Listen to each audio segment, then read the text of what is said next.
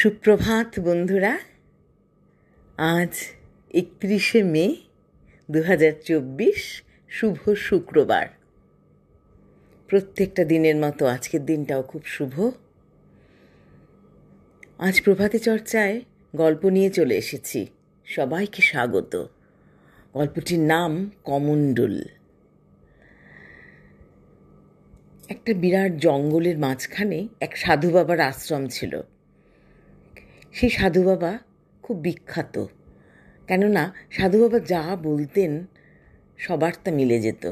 সেই জন্য রাজ্যের সব লোকেরা সাধু বাবার কাছে আসত এবং তাদের নানা রকম জিজ্ঞাসা সব শুনত, তার উত্তরও মিলে যেত। একদিন রাজ্যবাসী অনেকেই এসে বলছেন যে আমাদের রাজ্যে যে রাজা আছেন, জানেন সাধু বাবা, উনি ভীষণ দাপুটে, ভীষণ অহংকারী। তখন সাধু বাবা বলল, ঠিক আছে, আমি একবার তার সাথে গিয়ে দেখা করব। তখন একদিন সাধু বাবা জঙ্গল পেরিয়ে রাজদরবারে উপস্থিত হলেন। তখন যে প্রহরী ছিলেন তাকে বললেন, তোমাদের রাজামশাই কোথায়? রাজামশাই তো বাগানে একটু কাজ করছেন, বলে একটু ডেকে দাও। তখন বলল, ঠিক আছে। তখন রাজামশাইকে গিয়ে এই প্রহরী বলল যে রাজামশাই, এক সাধু বাবা এসছেন। তখন রাজামশাই আসলেন, এসে প্রণাম জানালেন সাধু বাবাকে। সাধু বাবাও প্রণাম জানালেন রাজামশাইকে। এবার তারা দুজন নিজেদের মধ্যে কথা শুরু করলেন। রাজামশাই প্রথমেই বলল যে আপনার কি চাই? আমার সব আছে। সাধুবাবু বলল, আমি তো কিছু চাইতে আসিনি রাজামশাই, আমি তো খালি হাতেই এসেছি। আমার হাতে শুধু একটা কমণ্ডল, সেটা এনেছি কেন, রাস্তায় যদি জল পিপাসা পায় তাই একটু জল ভরে এনেছিলাম। আমি তো আমার ঝোলা আনিনি আপনার কাছে। বলে, তাতে কি, আপনার কি চাই? আমার সব আছে।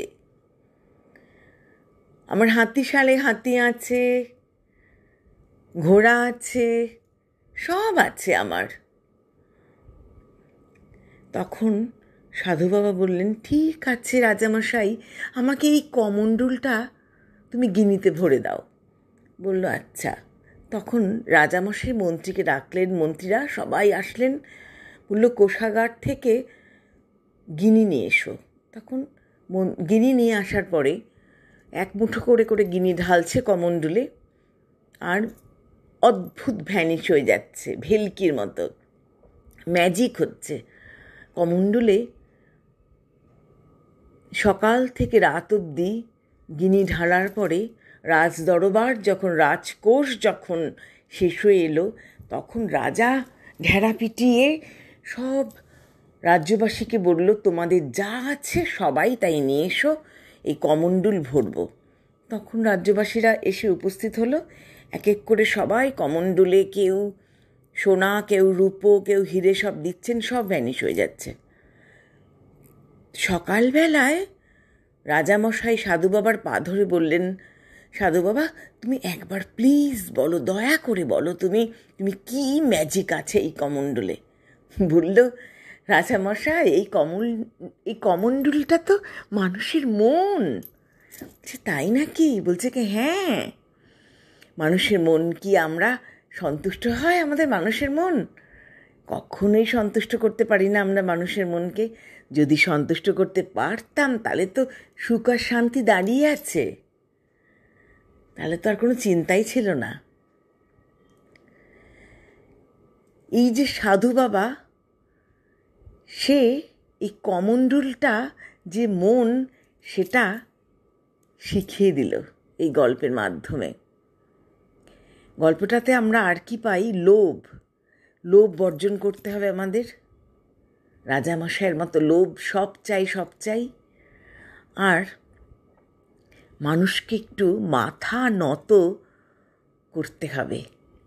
আমাদের কিন্তু ভুল হলে মাথা নত করতে হবে, অহংকারী হওয়ার কোনো দরকার নেই। আজ আসি বন্ধুরা, তোমাদের কেমন লাগলো, কে কেমন বুঝলে একটু জানিও।